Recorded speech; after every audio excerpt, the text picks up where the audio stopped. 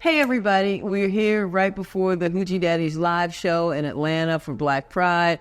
We're going to be going on in a minute, but I wanted to introduce Mino. Like me? No. Mino. Yes, there you go. Not Mino, like a little fishy, but like Mino. Okay, got it. Yes. Where you come? Where's that name from? Made in New Orleans, so I was born, raised in New Orleans, so Mino, M-I-N-O. Okay, you got it. So tell me, one of the things is that I'm asking people, what was it like being in a house with 7 folks that you don't know? And did you have a problem with anybody?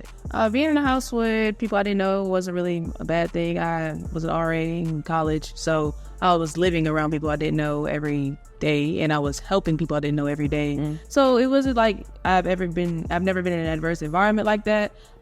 Kept myself together. I kind of kept myself true to who I am. And in the end, I didn't have any real long-term issues with anyone. There were a few scuffles, a few little bumping heads in the house as far as small things, competition, going out. Maybe somebody got too intoxicated, but other than that, it wasn't real beef, no real issues.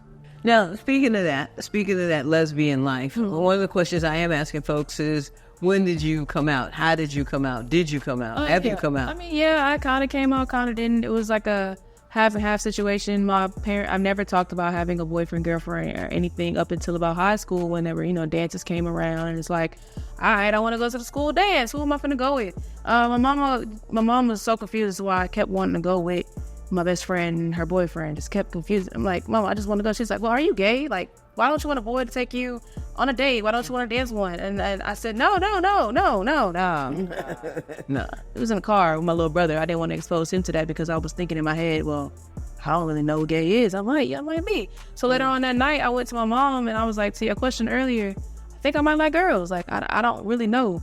So from that point on, I was more open and exploring my options of liking girls instead of forcing myself to like boys. So I've never kissed a boy. Like, I've never, ever. So, yeah. Well, so what do you think is going to be the biggest thing to pop off here? Or do you think there will be anything that will pop off on the reunion show? Honestly, I think it'll be a lot more just us just being able to explain to the audience and to the people stuff that they didn't see and give them a chance to say something. Hopefully they'll be able to ask us questions and really be like, okay, so let us break that down for you instead of it being focused on questions that were made up by maybe Woody, who also produced the show. So right. It could be a different aspect that they might want to know and know the real on. So yeah. Are you still friends with any of the folks from the show? Do you stay in contact with them? I stay in contact with all my brothers. We all good. We all tight. It's one tight ship there. Okay. Because I mean, I can keep telling it's a limited group of people. I mean, it's kind of like the Nobel Peace Prize. Yeah. I mean, the reality is that there are only a few people that have had this experience, so good or bad. Yeah, we sticking together. Like, we had an experience. So. Yeah. And experience don't end after that production. It keeps going until it's already out there. So. Would you do it again if you were asked to do it again? It depends on in what capacity. So it just depends. Yeah. Okay. Well, thank you. I look forward to seeing you out there. All right. Good. Thank you so much. Thank you for everything that you've done. Thank you. All right.